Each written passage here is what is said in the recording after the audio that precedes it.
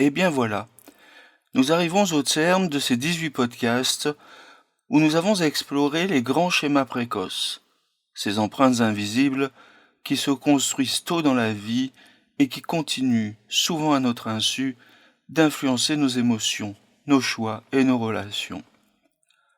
Un fil rouge se dégage. Les schémas ne sont ni des défauts, ni des failles personnelles. Ils sont avant tout des stratégies de survie, mises en place dans l'enfance pour faire face à des environnements émotionnels parfois insécurisants, imprévisibles ou insuffisamment soutenants. À un moment donné, ils ont eu une fonction protectrice.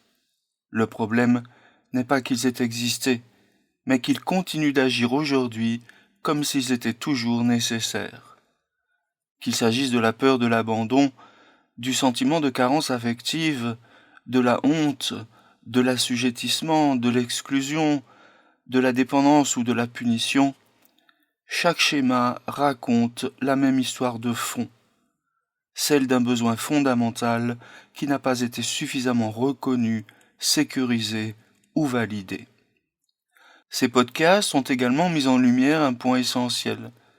Ce n'est pas tant le schéma en lui-même qui fait souffrir, mais la manière dont il pilote nos réactions à l'âge adulte. Capitulation, évitement ou surcompensation sont autant de tentatives de ne plus ressentir la douleur initiale, mais qui, paradoxalement, finissent par la renforcer. Comprendre ces schémas, ce n'est donc pas se coller une étiquette, c'est mettre de la conscience là où il y avait du réflexe, mettre de la compréhension là où il y avait de la honte, et du choix là où il y avait du pilotage automatique. Cette série invite à un changement de regard, passer de « qu'est-ce qui ne va pas chez moi » à « qu'est-ce que j'ai appris trop tôt » et qui continue de se rejouer aujourd'hui. Car la bonne nouvelle, et c'est sans doute la plus importante, c'est que les schémas ne sont pas une fatalité. Ils peuvent être reconnus, apaisés, transformés. Non pas en les combattant, mais en comprenant leur logique, en répondant autrement aux besoins qu'ils expriment, et en développant une relation plus juste et plus bienveillante avec soi-même.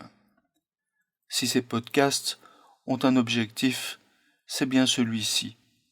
Offrir des clés de compréhension, mettre des mots sur des vécus souvent silencieux, et rappeler que derrière chaque schéma, il y a une histoire, mais aussi une possibilité de changement. Comprendre ces schémas, c'est déjà commencer à ne plus en être prisonnier.